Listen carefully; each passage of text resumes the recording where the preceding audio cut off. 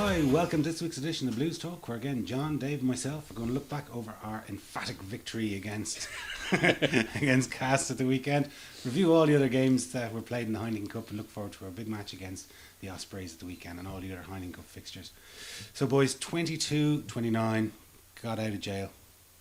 Yeah, managed to get ourselves into jail in the first place, and then it didn't get over. I mean, we'll discuss the minutiae of the performance later, but there is something very admirable in this team, that they can get themselves, that when they're in situations like this, they're able to get themselves out of it.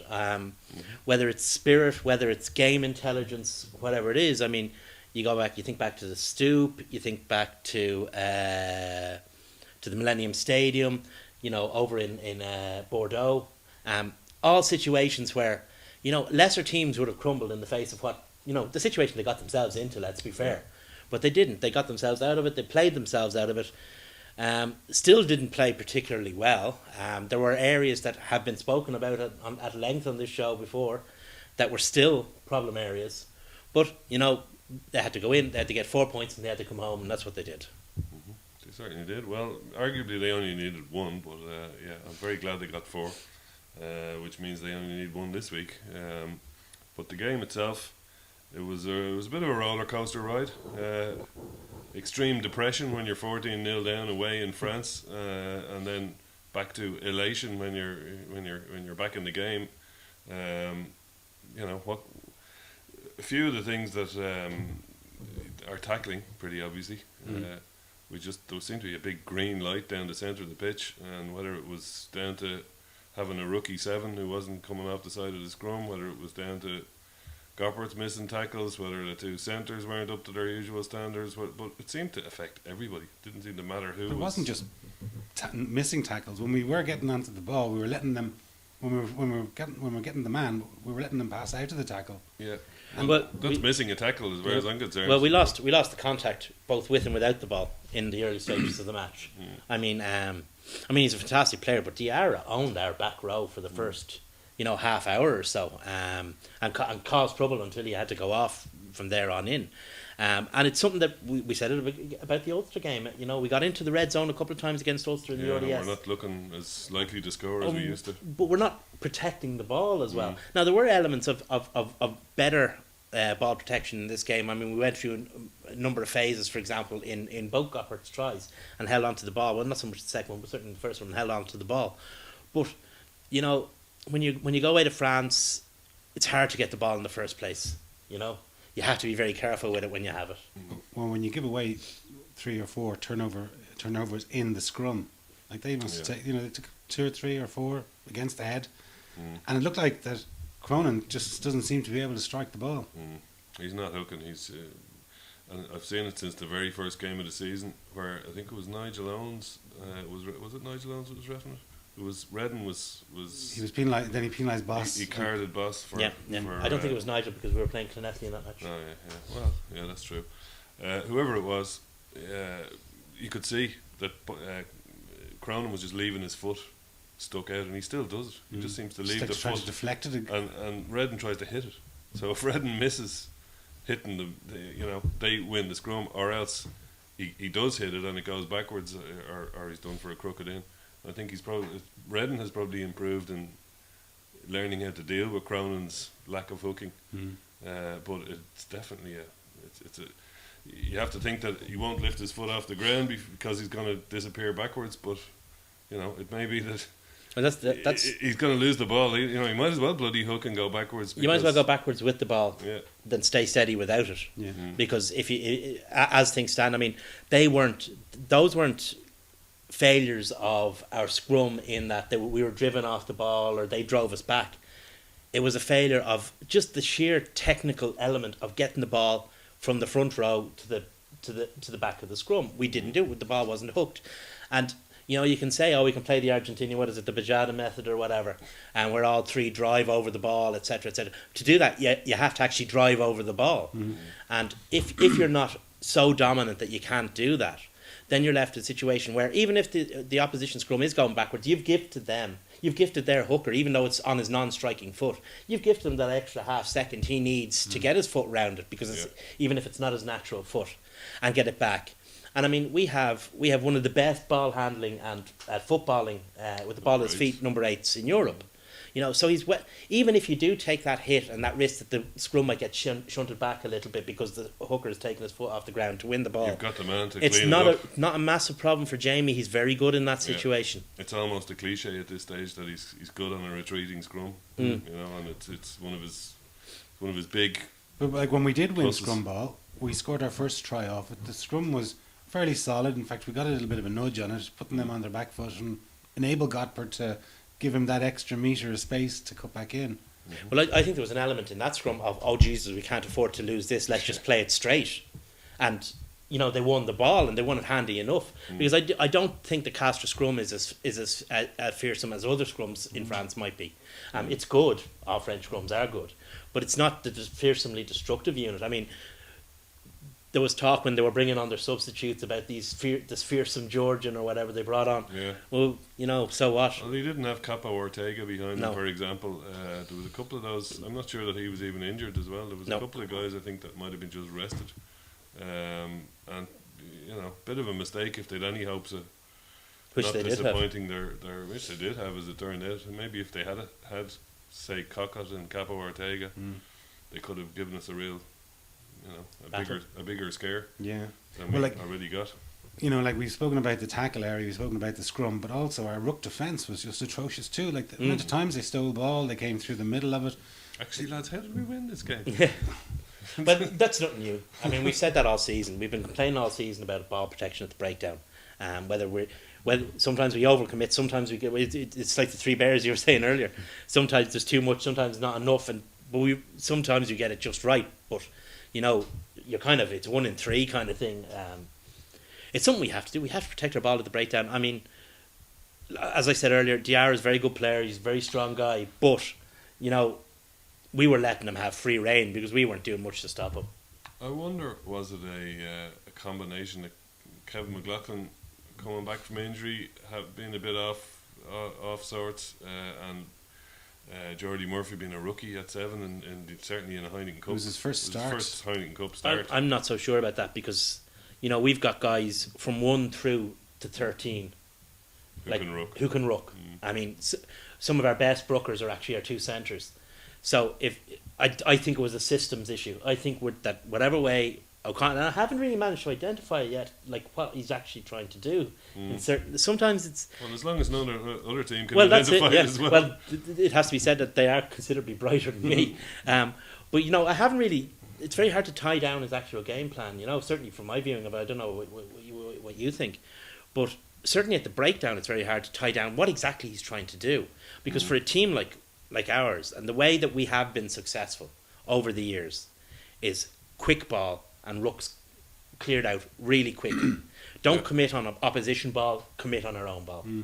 It's the same forwards coach who was there under Schmidt. Yeah, so well, that's true. Yeah. Well, the forwards coach ultimately does what the head coach tells him. I mean, if the head coach has a different ethos of how the breakdown should go, well, then forward coach has to come up with a way of making that work, which I don't think we have yet. one guy who was outstanding at the breakdown was Jack McGrath. Yeah. I mean, he must have turned over 5 or 6 different balls. Like he really put that, you know. And if he wasn't doing that job, and Gotbert as well, you know, we might see it in the last try, but you know, there seemed to be isolated incidents rather than consistently and done en masse. Like it just was, you know, you could pick out a few incidences and say, oh, he did very well in that particular phase of play. Well, Gotbert was exactly like that. He was a typical curate's egg. Like he mixed some amazing. I mean, he made a couple of steals on the deck, like you just said, and he scored 2 tries. Let's face it. And you know, on the other hand, he was a bit of a turnstile in defence, which is not ideal. I think Gotbert and Madigan are obviously very good friends because whenever one of them gets the place, they play well, but try not to exclude the other guy by playing too well, because you know there's been occasions when either has been picked and they played okay, but neither of them have seized. Really grabbing Have- hold I of said- the game, yeah. Said, "I'm demanding that you pick me, and you make me the man for the next." Neither of them have happened. They obviously don't want to be rude to their pal. That's what it is. Anyway, why don't we look at Gotpert's first try? And this is the scrum I was talking about. Like, it's rock Yeah. solid. It was a good nudge on Marching even. them back, yeah. And they're popping up. We could have milked that. Yeah. Glad we didn't. Well, Gopper is very good in those positions. You said it before. We said it back at the beginning of the season, indeed, Mhm. against Clonethley. Yeah. He's very good in those 1-to-1 close to the line situations. He demonstrates it again, and his other try did even more heroics, I think, on that. Mm-hmm. If you look, the ball was actually stuck there in between the loose head's feet. Yeah. No, it was a nice try, nice finish. He has a nice step. He comes off that side. He It's a comes lovely off that foot very, very well. And there's something I think you'll probably notice a little bit more in the next try as well. He has that awareness. Mm. That very you often see teams, and especially in kind of very low level Rabo games where the Dragons are playing Connacht or something, and the ball is up near the line and somebody fumbles it, and the other team are just so shocked they don't even get to turn the ball over because they watch it roll over and go, oh yeah, hold on. You know, he doesn't. He has that split second where he can, you know, he's quick minded more than anything else, and he can get in and do what needs to be done. And he did it there. He just saw the little break, took a step, and he backed himself to do it. But speed of thought is what, you know. You don't. The margins, as another cliche, the margins are so small at Heineken Cup level. They're marginal. They're marginal. Yeah. Look at the second try. Lovely break by Luke. Yeah. Well, there's a couple of significant carries that kind of Sean Cronin. Sean just Cronin there. gets the first one, gets it over the gain line. Jamie gets another one here. And then Luke comes in on an angle right now. Badoom. Great That was line. Beautiful line. He's playing really well since he came, He is. since he's been back. Yeah. Still slow enough ball coming out. It is, but it gets speeded up here. All of a sudden. Yeah. Now here we go. Had they got a 3-on-1 there? They had a bit of cover There was certainly Coming across. at least one man, and Well, in it space. yeah, if you look could at have been a it, 2-on-1, but There you go. Okay. it's a bit of a loopy pass. You see, now he did see who's Cronin and There's McLaughlin. two guys out there. Yeah. Yeah. shows good power and good step again. I mean, you'd be happy with Cronin out in the wing. I mean, he can shift. But did you see the speed of thought there between Richie Gray, I think it was, just there at the line, and you could see he was caught flat-footed. He wasn't, you know. There was actually at least two, if not three, of their forwards that were just caught flat-footed, and they didn't have that speed of thought. They didn't have that reaction. I mean, because they're big guys, they wouldn't need to do that much to take Jimmy Gopper there. But he's only He comes know, off. He comes 12 off. stone, He comes 20 off or- his left foot very hard, though. If you notice, He's great acceleration. He really, He he does, really, has that he really burst, shoves doesn't he? off it. And he comes out. It's a very good sidestep. It's a good skill to But have. before we showed his drop goal, I think this the blitz that we had from the 55th minute to the 62nd minute, a 7-minute burst, we got 3 penalties and this drop goal that really put us back, you know, in the lead. And at that stage, I think they were blown through their arse. Yeah, they were. We've seen Bernard Jackman has spoken about it previously on both Fitness. television and radio, that the conditioning of French players. He was surprised at how poor it was in relation to what he'd been used to at Leinster and in Ireland and maybe more the Anglo world. Even Certainly, South Africa, like the conditioning over there. I've heard South African players interviewed when they come over here, and they're, you know, oh, we used to eat curries and we Yeah, used to do, yeah. you know, it wasn't the way it is here. Really regimented in what you can eat. it's and very, very. do and Our players are very well conditioned, and you could see it. I mean, we're able to run our guys harder for longer, and I think that's one of the contributing factors to why we won. But yeah, no, what you were saying is it goes back to what I was saying at the beginning, like how Leinster got out of the hole that they dug themselves into. It wasn't okay. Jimmy got the 2 tries, but it wasn't by slinging the ball around or trying everything. They weren't just going for it. What they did was they knew that all they had to do was chip. Yeah, and we were forcing them to make mistakes Yeah. because they were getting fatigued. They were creeping up offside, or, you know, hands on Slow the getting back, and that's all a function of it. I mean, even Rob Kearney's drop goal. I mean, it was a tired kick. But even if you see what happened to the lead up to that, the guy kicked it and he actually kicked the ball into the ruck. Now, Yeah, it skimmed yeah. off Yeah, the top of the that's right. ruck. And we'll have a look at it.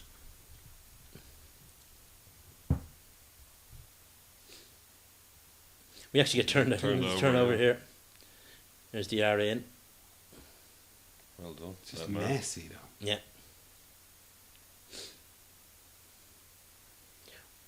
Here we go. But it's very messy play. What would you call this kick, Dave? Shonky. Shonky, yeah. I That's call a it Shonky kick.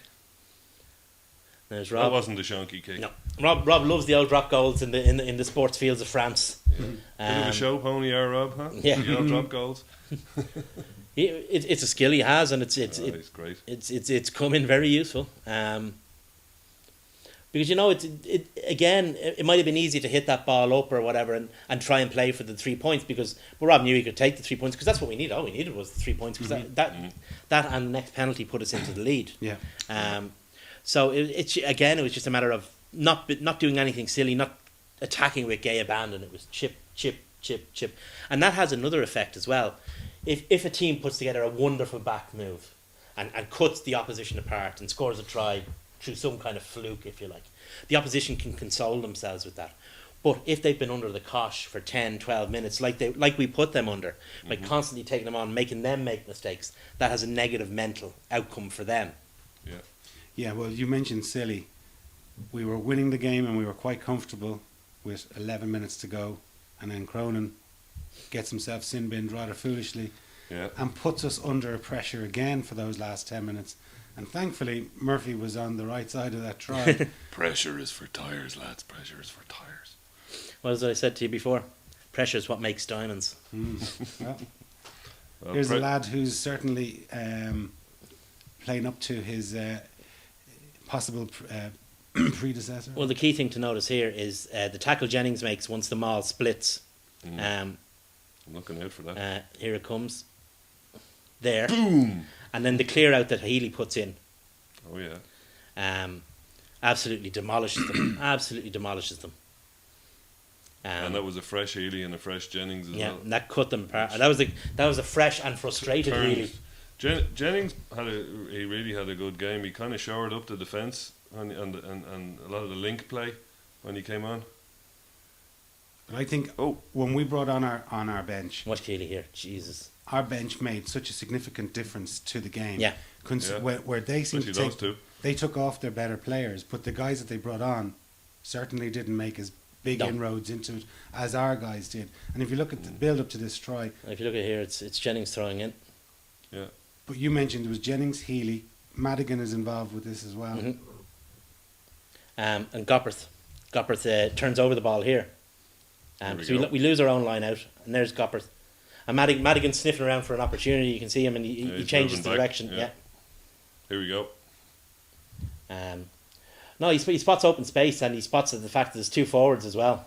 And who did he give it to? Yeah. Richie Gray. Step aside, young man. And it's just Geordie was there for the finish. yeah, it's nice and precise. You create the overlap and you take it. That's what you want to do. It's good to see Geordie get a try on his debut in a away game Yeah. in France. And I think most importantly, it was great to see Keane Healy back and looking so fit and Brilliant. aggressive. Yeah. I look fantastic. We just, I think I was saying it to you guys just beforehand, we just miss, if we don't have both Healy and O'Brien, we just miss so much. And, teams kind of stand off us a bit, either that or they have to overcommit around the ruck area just to take on the two of those lads. And if we don't have the penetration that those guys create, if we have either one of them, we can get by. But without both of them, we're struggling. There are very few props who can run with that kind of pace and explosive power, and that ability to change direction. I mean, do you remember the run he made against Toulouse in the semi-final 2 years ago? Not entirely the similar part of the pitch. He's quite happy with the ball in his hands. I mean. But You're going 90, to take it off him? Well, no, but there used to be the know thing. what I you mean, the old cliche when we were growing up in the game, the old cliche was if a prop ever got the ball in his hands, he put it down immediately, he walked away and apologised for his mistake. but it's almost like he wants to be on the ball. And most 99% of props want to look for contact, whereas he's actually looking for a gap to go and burst through. And it's so unusual to see that in the When prop. Mike Ross gets the ball, time slows down. And it's like if you wanted to create time travel, in fact, you could just constantly throw the ball to Mike Ross. The funny thing about Watch. Rossi is actually, for all that, I mean, he's not a very dynamic carrier at all, but he always makes ground and the ball always comes back. Oh yeah. He does. It just seems like the game slows when he gets the ball. He makes ground. I'm not knocking him. I'm making a bit of a laugh, all right. But He trundles. He trundles. That's and, the word I use for him. It seems everybody seems to slow down. Not just him. It's like the whole game slows down when he gets the ball. Maybe he inherited Steve Jobs' reality distortion field. Maybe he did. So anyway, Jason didn't understand a word of that. don't even know who Steve Jobs is. Good Anyway, man. there's so obviously that result has left us needing still one more point to be guaranteed a qualification. The other game in our pool was the Ospreys were beaten 29-17 by Saints. Looked like Saints or Ospreys might be coming back into it, but George North sort of was a difference between the two teams. Yeah. Yeah, he scored his second ever Heineken Cup try. He only scored 3 tries though. Crucially. A nice try he scored as well in front of a packed out house, foreshadowing the obvious success of the Anglo-Welsh Cup. There was 8,347 in the Liberty Stadium, and that crowd is supposed to be what the future of European rugby will be, with these massive derby games between the English and the Welsh. And considering that when they played Ulster earlier on in the season, there was 10,000 at the Liberty Stadium. So, I mean, you tell And the Rebel. you tell somebody down who was in Kingsholm that the future of European rugby is Ospreys against Leicester. yeah. I've seen a lot of Gloucester fans who were, thought the gig was great. Thought Munster fans were tremendous. Yeah, that's what I'm saying. And, I mean, loved it. Yeah, of course. And Why wouldn't you do? absolutely. yeah, that's what I'm saying. That's And see, what's the it going to thing be is like that's- in Welford Road next weekend? Yeah. as well? that doesn't have to be the future.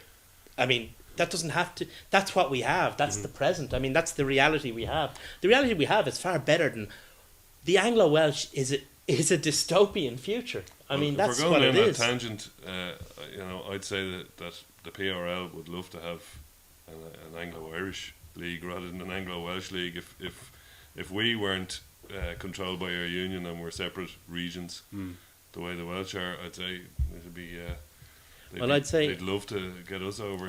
I posited to it, I think 3 weeks ago on this show, that if the Welsh did succeed in bringing down the Pro 12, they find themselves dumped by the English as well, because the Irish should be looking for a league to play in, and they're far more attractive prospect.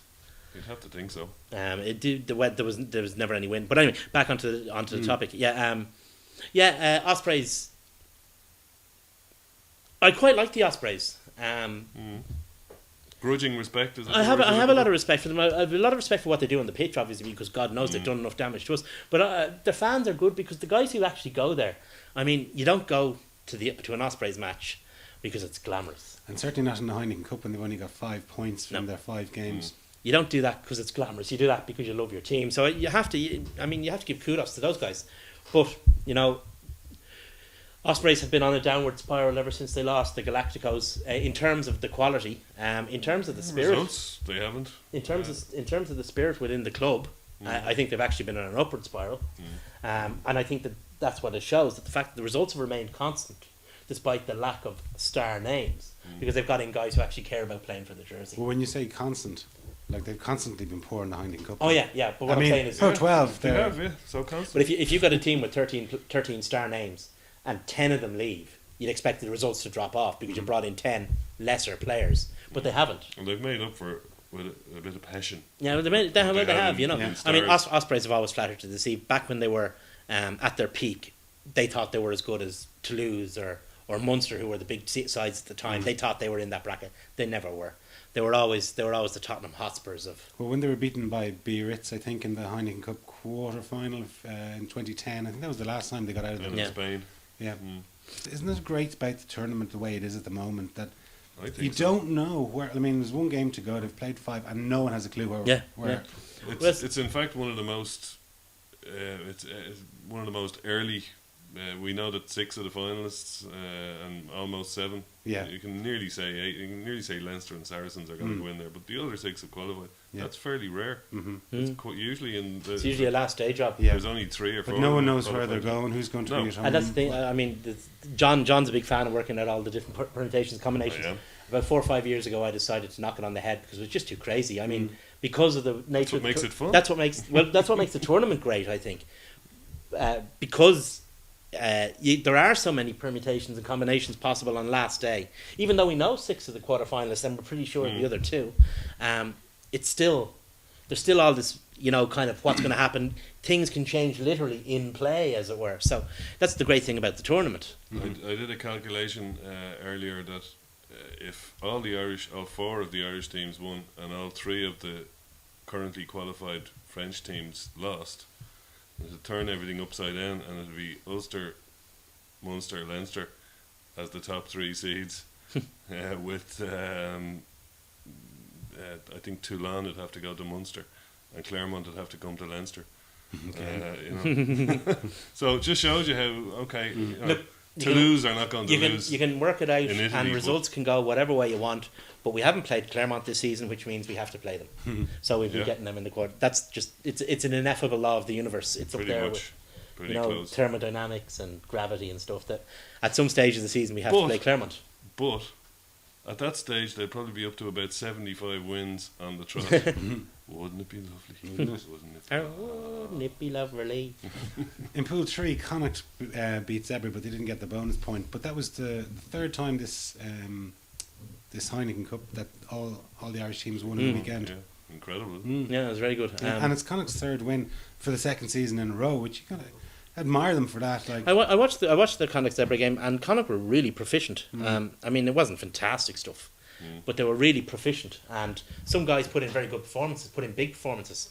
Guys who you'd hope would put in big performances. I thought all their young guys played really well. They did. I thought Marmion played well. Jack Carty played well. I was very impressed with Henshaw. I thought Healy did well on the wing. And fullback. On the fullback, sorry, and the fullback Leader, who I actually thought was a very good player. But 2 years ago he was in the under-20s, and he was very good then. So, it's all good for Ireland. It's all good for Connacht as well. I mean, That's some talented guys. You've just tell us listed, how Connacht get into the Amlin. How Connacht get into the Amlin? They have to beat Saracens for a start. That's pretty much it. Yeah. So They're in the Amlin if they beat Saracens. if they get into the knockouts in the Amlin, I'd fancy that. You see, I've always said it, that Connacht are actually better than a lot of people that even they think themselves that they are. That's a team, with those young players that could do some serious damage in the Amlin. Maybe not win it, because there are some good teams who will drop into it. They also have an extra day on Saracens. Yeah. They could do something, You never know. They beat Toulouse. And one last thing I'll say on that subject. If Ulster and Connacht win this weekend, then all the Irish provinces will have won their away games in England and France. Think about that. Interesting. There's a stat to floor you. Well, probably one of the bigger games of the weekend was Toulouse's victory 21-11 against Sarries. I mean, I thought it was men against boys in that game, and Sarries just look a very limited team. Yeah. Maybe not men against boys, but it was certainly brains against brawn. Brains and brawn. Brains and brawn just against brawn. Saracens did look limited. They looked like a product of their league. I mean, the Aviva Premiership has tended in recent years to generate teams that are a bit bosh. And Saracens are the perfect Aviva Premiership team. It's funny, I would have said that haven't seen much Premiership this year, but I would have said that the two leagues are going in the opposite direction. That actually, when I watched it last year, anyway, that the Premiership was getting a bit less boshy and a bit more throw the ball around, and the French teams are obviously going the other way. I don't think it's a matter of Bosh. I don't think the Premiership is rising, and I think the top 14 is falling. I think it's the quality of rugby played in top 14. If people watch it regularly, I mean, France have wonderful players, and their players are wonderfully skilled, but they don't use it that often. They're playing Gatlin ball every And week. you look at the amount of 8-9s and 9-10s in the top 14 every season. It's Yeah, but I think there's a couple of very classy teams in France. Like there are, yeah. There's Clermont and Toulouse. well, And Toulon. Toulouse, Toulon, Clermont play that way when they have to play that way. If they have to play another way, they play the other way because they have the ability to do it. They're such good teams with such strong squads, but such a good ethos as well. I mean, they're well coached teams that they can switch between. All right, we have to grind this one out. No, what we have to do is we have to go around the outside. They have all the weapons, so they have. Whereas I don't think English teams really have that because there's no requirement for them to have it. Harlequins maybe. Harlequins maybe. Yeah. But then they're the thing about Harlequins is they're the ones who always flatter to deceive. Yeah. That's well, the problem. They get steamrollered sometimes Yeah. because they don't have the pack to stand Yeah. up to some of these Bosch merchants, you know. And if they can keep it away from the Bosch merchants long enough, they can run Yeah. up a load of tries, you know. Well, they were beaten 13-16 by Claremont, which is, you know, No shame. No shame. no shame in that. And only for a very, very weird bounce of a ball. You know, like where their fullback was left stranded, like Brown. Mr. Angry. And, Yeah. like, that could have been a different game. And they Plus, they got into a great lead. And I tell you, Danny Kerr made a fantastic offload. that Yeah, for- that was superb. Silky. Yeah. He had a touch and he was in mid-air and Yeah. had to flick it back. Now, he didn't know who he was flicking it back to really, but it was just the skill Yeah. to do that before he hit the line was just It was Yeah. class. incredible. But I thought they were like they built up a lead, like similar kind of to the way Cass did against us. They built up the lead, but just I suppose the classy team just came through and had the. Well, you would have thought they'd turn the screw in Claremont's head, but they didn't. But did you see how Claremont got back? Like they needed all their Bosch, and they needed a guy like Sivi Vatu to finish it in the corner, and they needed their big, strong guys to break through what is relatively lightweight Harlequins team, you know. And as you said, they needed a bit of a dodgy bounce from Mr. Angry, Yeah. but you know. Well, Anyway. Ulster had a good win against Montpellier, 27-16. They only got 3 tries though, and they had plenty of opportunities to score Yeah. a fourth, and they butchered Butchered 3 of them them. anyway. Very enjoyable game actually. Was a Montpellier, good game, yeah. Montpellier didn't pick their first team. Now they didn't quite drop as many players as everyone thought they would, but they they- dropped a fair few of them. They They certainly had the didn't spirit, throw. though. They But certainly they, didn't that's throw what I in was the going to say. towel. They didn't throw in the towel. Those guys. Remember what I was saying about last week about English teams. They might change the entire team, but the spirit will always be there. And that was the situation with Montpellier actually, and it made for a very enjoyable game. Actually, I heard Eddie O'Sullivan on the radio last night, and he was mentioning that as he was doing commentary for News Talk at that game, that apparently they were in the dressing room singing afterwards, like so really chuffed after their performance, because they were kind of the A's or whatever, and staking a claim for a place or a contract, whatever. Well, if I were a coach, I'd be very happy with how they did. It's a huge game coming up for Ulster this week, though. This is their game. This is their season, make or break. This game is the first because European final of the season. It really is. It is a because cracking game to look forward to. if Ulster can win it, I mean, everybody's saying that this is Ulster's year, and if they're not going to do it this year, well, will there be a next year? What structure will we have next year? But they've been in the Heineken Cup final, and then the following year a Rabo final, and lost both of them. And their team is kind of moving on a little bit next year. They've got And even- they're losing even before- Afoa and Court and The season, sorry, just to Wooler. interrupt. The season before they played in the final against us, they were beaten by Northampton in the quarterfinal. That's right, yeah. That's right, Milton yeah. Where they Keynes kind of were almost They were there. bubbling under, And now the only problem that they have is Tommy Bowe is more likely going to be out. Gilroy is concussed. definitely out. And Fitzpatrick. No, he's not Fitzpatrick. definitely out. He's the return to play. If that game had been on Friday, he would be. With the return to play protocols or a 5-day protocol, but it's a 6-day turnaround. So, So it's okay to have a broken nose and concussion. Well, Harry Donkey played with a broken nose. yeah, he did. If you remember a few that years ago. remarkable mask he wore Yeah, but against he might have been Sorrow. concussed though. Yeah, well, what happened is he is available for selection. If he's not, if he completes the return to play protocols, he's available for selection. Whereas if it were a shorter turnaround, he wouldn't be, because there literally wouldn't be enough time to complete all the protocols. So And what about Fitzpatrick? Is he the same I have story? no idea about Fitzpatrick. I think he's concussed as well. There hasn't Well, Gilroy was left. We'll talk about the Irish squad, but he was left out of it to recuperate at home. So Yeah. you'd wonder if that's Schmidt saying, "Look after this guy," rather than take him in. Obviously, one of the biggest games of Ulster season. Especially with Tommy Bowe out. I mean, you need a guy like him to come in. I would suggest that it's probably Joe might be well using a bit of the experience he had as Leinster coach. If you have guys who are on the return to play, ready to on the comeback trail, they're best rehabbing in their own province, in their own environment, with the guys they know, with the doctors and the staff they know. All they have to do is come up to Dublin to be looked at, and then go back. It's I'd say it's probably something that Joe probably experienced as Leinster coach.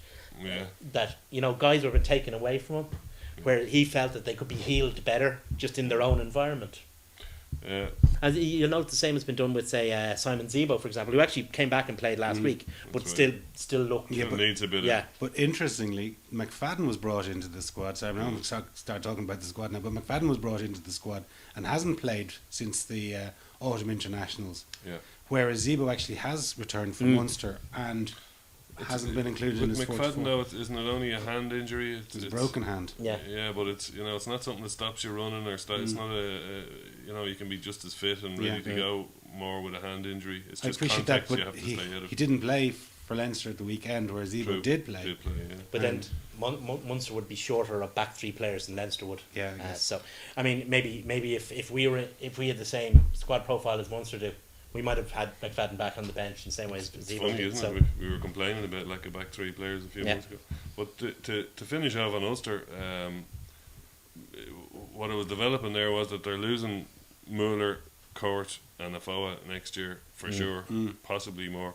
But that's some heavy hitters out of their team, and they've had a scrum that's been fairly. You could say Afoa's been off the pace a bit since he started commuting to his missus and kids over in Auckland, but he's still John Afoa. Scored a nice try at the weekend He too. did. Payne's little flick back. Yeah. Lovely. Yeah, but you really feel that it's now or never for Ulster. That if they're going to win some silverware, it's going to be this it year. has to be this year.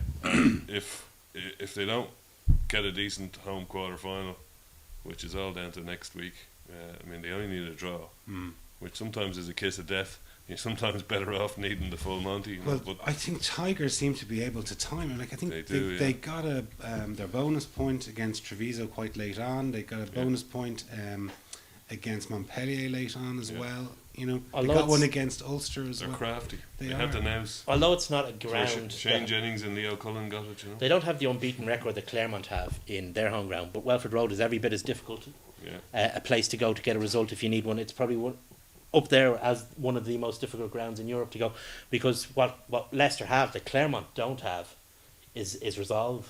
There's always that question over Claremont's resolve. It's always a matter of when will they And they've crack. twice the amount of supporters. Yeah. It's always a question of when will Claremont crack. Leicester aren't going to crack. You just know it. So, it's, like you say, this is Ulster team's last year. Now that's not to say that they won't go away and bring through another team that's been inspired by the players that they've signed, etc., etc., etc. But this is their last year. If they don't win it this year, this team is dissipating. So, will they do it? It's going to be very, very hard. I don't think this game is a game anyone can call based on any rational examination of either team or form. I have a feeling Ulster might do it though. It's all about gut. If I was to give a gut feeling, if you'd asked me before we played them in the RDS, I would have said yes, because I was of the belief that Ulster that this was their year. I saw some things in the RDS in their performance that caused me to doubt my previous judgment. So I would still go with my gut and say Ulster, but that's all it would be. It wouldn't be based on any great tactical analysis of either team or form. I think they'll be focused on that game so far out. I think Leicester, are they still fifth in the Premiership? Leicester being fifth in the Premiership is kind of unheard of. Ulster are about the same, maybe they're fourth or the third or fourth, in the Rabbit, which isn't as catastrophic for them as being fifth is for the Tigers. So might just have a little bit of they might be just looking at, well, maybe we need to focus on the Premiership this year because we're not going to win the bloody Heineken Cup. I don't think Tigers are a club that do that. I think Tigers are one of those clubs who because of the European heritage, regard Europe very, very highly. Of course they do, but no, sorry, I expressed that wrongly. What I mean is that where Ulster will be focused from so far out, they'll be laser focused on this game for weeks and months. Tigers won't be quite as it won't be quite as big a build up to it for them. It's only my opinion. Again, that might be a negative for Ulster. If you look at a team that like Ulster that's had a fair few negative outcomes in the last couple of years in big matches, having so much time to think about one match can sometimes it can weigh upon a person. So are they the Irish Claremont? It could well be. We don't know. I think that this is. I think Ulster got to the Heineken Cup final a year too soon. in terms of that team's Well, development. certainly some of the players. I mean, you look Yeah. at Jackson. Jackson wasn't ready for it. No, he wasn't. No. The Heineken Cup final that year was played in Bordeaux, though. Yeah, it was. It was to a certain extent. I think Ulster were. I mean, fair play to them for doing it with such a young team, but I think it was a year too soon for that team. It might even have been a negative for them. They got to a final the next year showed the mark that they were able to take that, that defeat and bounce back, even if it wasn't in the Rabo final. But you wonder though if that defeat was just Well, that's the question. You Do know, these things? That's death my, by 1,000 yeah. cuts sort of thing. That's it. And if they've had to think about this game so long with that negative learned experience that they've had over the last couple of years. But on the other hand, it could be that the Ulster are the team that I thought they were at the beginning of the season, and that they'll have taken those learned experiences. I hope so. And they've been that they've been focusing on this game from 6 weeks out, but they've been really waiting for this game because this is the game where they're going to show the world what they are. So Well, wouldn't it be nice if they won it? And just even from a selfish IRFU point of view, they'll generate a nice bit of revenue for the IRFU with a home quarter. Will they be allowed to keep it in Ravenhill with 18,000? Who Depends who knows? they play. They'll want to, but they If it's an All Ireland game, you might think that the IRFU might put Yeah. a gun to their head. it's unlikely to be an All Ireland game. The only All Ireland game that's possible really is if Toulon go down in Glasgow. It'll be probably Munster v Leinster, and then you'll be up. That'd be great as well to get it. Even if it's Munster have the home advantage, it'd be great for the IRFU to get. But they could move it to Lansdowne Road just for the money. if it was Munster played Ulster a couple of years ago in Thomond Park, 2 years ago in Thomond Park, and that was fine. I mean, they worked hard to get the home quarter final, etc., etc., etc. But they're up to their oxers in debt. Yeah. They turned down €1 million because that's what the difference in the revenue would have been, €1 million, and they still lost the game. I don't think the IRFU will let them do that twice. We'll see. Ulster might be slightly different because Ulster last year had to move their match down to the RDS, so the IRFU might take a political approach and say, all right, here's the one we owe you, but the next one's coming to the Aviva kind of thing. So Well, speaking of Munster, they had a great win against Gloucester in Kingsholm at the weekend. yeah, Kingsholm's a very hard place to go and get a win. I mean, only Wasps, Exeter, Saracens, Northampton, Leicester, Edinburgh have gone there and won. I mean, that's only 6 teams. I mean, it's a hell of a. I mean, I can't wait for the play. Well, I was just going to ask you, Dave, are Munster back? I don't think Munster were ever away as such. I think they're still where they were. But that match reminded me so much of Munster matches in the past where they had 30% of possession And they still won. under the cosh. Somehow people managed to infiltrate the away fans sections of the The ground. difference is Munster. 5,000 out of a crowd of 12,000 there were Munster, and they just come out with a win. And I thought they looked very impressive, to be honest. Absolutely, they were very impressive against Gloucester. Munster used to do that all the time. What you just described, but they used to do it against Toulouse. They used to do it against Leicester. I mean, I think Munster are further down. I think Munster are better after this game than they were at the beginning of the season. I think they were better at the beginning of the season than they were at the end of last season, etc. I think the building process is happening, and I think it's working. I just don't think they're there yet. I think they're about a step or two behind Ulster, where Ulster on the progression path. Behind Ulster, maybe. Yeah. Although I'll tell you one thing that struck me watching the match is that Johnny Murphy would make a very good inside centre, because just the way he plays, he's a better footballer than James Downey, but then who isn't? 3 of us. Yeah. Well, I'd argue at least 2 of us. But his ability to get the ball, take contact, and still make yards, I think is invaluable in an inside centre, and that's what he does in his game. If I were Rob Penny, I'd be looking at using him at inside centre. I think though, with Munster, everybody seems to be a bit upset with them because they haven't decided between that wide game that they never seem to be able to carry off and the old Munster of the dog and smack yourself in the head 8 times off the dressing room wall before you go out. They haven't really New settled. concussion protocols, you see. They haven't settled on that game, on where that game is yet, and because of that, people are kind of looking at them and going, well, yeah, they're winning, but but there comes a point when they're first in the Rabo, they're top of their pool, admittedly not the toughest pool in the Heineken Cup, but they keep bloody winning. Well, that's what I'm saying. That's what I'm there saying. comes a point where you have to see, go, well, you can actually see they the- must be bloody good because they keep winning. What I'm saying is you can see the progression. Yeah. I mean, you were talking, say, they couldn't decide whether they were going to play one out rugby or wide. I think that they've ditched the idea of wide, but they're not going back to one out either. I think they're playing it much more in terms of what they're seeing in front of them. A hybrid game, they still retain the ability to go wide if they need to. They retain the ability to go one out. The if problem they need that to. they didn't have the handling ability. The problem that Munster had wide. was the inclination to pick the right option at the right time. I think they're getting better at that because, as you said, against Gloucester, right? They had very little of the ball, but they took the right decisions with it when they had it. Well, I think one piece of very good man management was what Penny did. He had Keatley and he had a disaster of a game up in Ravenhill, and he stuck with him. He backed him. Whereas maybe the opposite kind of happens in Leinster. That as you said earlier on, Dave. Madigan plays one game, he doesn't play great. He's dropped for Godpert, same thing. Godpert's dropped for Madigan, and as a result, I'd say neither of them are getting a run form, and neither of them are setting the world alight, and neither of them really deserve the jersey themselves. Whereas Keatley was, under a lot of pressure from JJ. He's come on, he scored a couple of tries in the last minute for them in the last few weeks, and then Keatley, I thought Keatley had one of his best games that I've seen him play for Munster, and reminded me a bit of an O'Gara in the way he was just pinging it into the corner. The question is, can Hanrahan at this stage in his career and at this stage of development actually play that game that Keatley played? I'm not sure that he can. He has wonderful individual skills. He has all the skills required. He's a wonderful kicker, he's a wonderful passer, great step, great pace. But is it a bit like Madigan and Godpert then? Is it, No, it's a matter of JJ Hanrahan is still only 21, 20, of learning how to play the game that Keatley knows how to play. So if they'd started at Hanrahan, he would have done all these wonderful things, but they mightn't have necessarily got into the paucity of possession they had.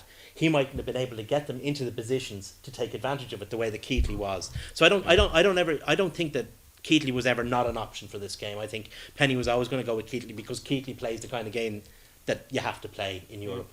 I think Munster the result isn't the greatest result of all time. It's not a bad result either, though, and it keeps them on track to top their group. And and they're still in with a shout. Their group, and they're still in with a shout of a home quarter final. So it is what it is. I mean, it's. Although I do remember, I thought it was very funny when the commentator said, "I wonder what Gloucester will make when they come out and see the shed a sea of red." You mean the same as it is every week? It's cherry and white, actually. All right. So we're looking forward to our game against the Ospreys next weekend. We've only a 5-day turnaround, lads. Is that going to affect us? So have they. Yeah. And they have a thinner squad, paper thin. Plus, they've come out in the press or on the Rabo site saying, we'll have to focus on the Rabo now. It's all over for us for the Heineken Cup. Yeah, that could be Ospreys talking. Could be Ospreys talking out of both sides of their mouth, because they have one probably the best player in the Pro 12 this year, in a position that we're having problems with. And that's Depirich. Yeah. He is in extraordinary form at the moment. He's just superb. Great player, yeah. And we're having problems at the breakdown. And against a team that always causes problems at the breakdown, he could make or break this game for them, Yeah, and don't they play that other open side now that they Ryan played Jones is injured, Sam Lewis, isn't it? They've got two open sides, and the one guy, is called Two Pricks. The guy who isn't going to Dragons. But isn't it interesting that like the way we've spoken about it for ages, that the Welsh teams put an awful lot of emphasis on the national team. The national team is going to be called into the fray in a couple of weeks' time with the start of the Six Nations. You just wonder, will the Welsh players take their focus off the Ospreys for this game and be concentrating and looking forward to the Six Nations? Well, they don't have a huge amount in the Ospreys anymore, not like they used to have, and it's not like a wholesale squad. I mean, they've got obviously Depirich, Jones, various Joneses, and Wyn Joneses, and Hooker, and Hibbert. But in terms of it used to be a situation where they'd be losing 13 of the guys and one to Ireland. So they're not in that situation anymore. I think they're probably still going to lose somewhere between 8 and 10 to training squads. Oh yeah, their squad is paper thin though, and ours is actually in pretty good health. It is. We're missing Strauss, but we've got McFadden back. We're missing Sean O'Brien, obviously massive loss, but we're not missing too many others. We've got a few guys that we can rotate back in, like Rhys Ruddock, who has been playing very hard, but he had nice feet up last weekend. I think we'll need him, considering the pounding our back row took. Yeah, well, we've also got Jennings didn't play a full game last weekend. He'll be fairly fresh. We might start him. Jordy Murphy's an ideal guy to have on the bench, as he can cover 6, 7, 8, and he can come out like a rampaging tiger at the end, and knock whatever is left out of the Ospreys. Hopefully, He can safely change both front personally, rows if he wants. you can swap the front rows around. Well, certainly the props, and start the ones that benched. I personally would start Redden and Madigan and really go for them. Get a bit of confidence back for Madigan, and try that. Now that we have Healy back as well, who I'd also start on the basis that he's probably not going to play 80, but if we start him, we'll see how far he gets, rather than coming on if he had to come on after 30 and. Well, I think the Irish wasn't manager as gonna well might want him back as well, considering there's no match the following week. No, I think that once he got that time under his belt, and actually, as it turns out, played very well, but once he got that game time under his belt, I'd say he was always going to start. I'd say there'd be no doubt about him starting. I think we're actually in a very strong position. We'll have him and Moore in the front row. I don't think the second row will change. I don't think it should change either, in fairness. I'd agree with you at half back, again with Goppert maybe to come on and Boss to come on and help close out the game. This is the kind of options we have. Like, we've got Goppert, who can, it's a great thing to be sitting on the bench. No, it's not, but when I finish this sentence, it might be. It's a great thing to be able to sit on the bench, see how the game is going, get the coach's ear, and go on exactly knowing what the game needs. So we can afford to take a bit of a risk with Madigan and Boss and Redden. Not that it's a risk, but you know what I mean. The risk being go out and try and score a few Play a tries more open style and play open. And if things are not going well, you've got Boss and Goppert sitting on the bench. If you want stuff closed out, there's the lads. Bring these two guys on. Or if you just need a change of approach, if you're bloody losing, for example, with 20 to go, bring on we'll have the guys that we can bring on. It'll be a lot fresher than any the Ospreys can bring on, because they've played a game 5 days ago as well, and as I said earlier, their squad is not as deep as ours is. Well, just before we go, I just want to quickly chat about the Irish squad that was announced today. It was 44 bunch of bums. Well, 20 Leinster players in it, Dave. 19. I didn't check. It was 9. No, it was 19 according to the Leinster website. 20 according to the Irish Times. So probably 19. We'll have to check. But anyway, but either way, there was a lot of them. There was a couple of interesting names popped up. Robin Copeland got his first call up to a national to see. Yeah, and you wonder if that's the way it's going to go. If there's talk of a few Irish lads moving abroad, and he's moving home. Maybe the IRF putting a bit of emphasis on Munster player Robin Copeland was called up to the squad. Yeah, I think that might have more to do with it than anything else.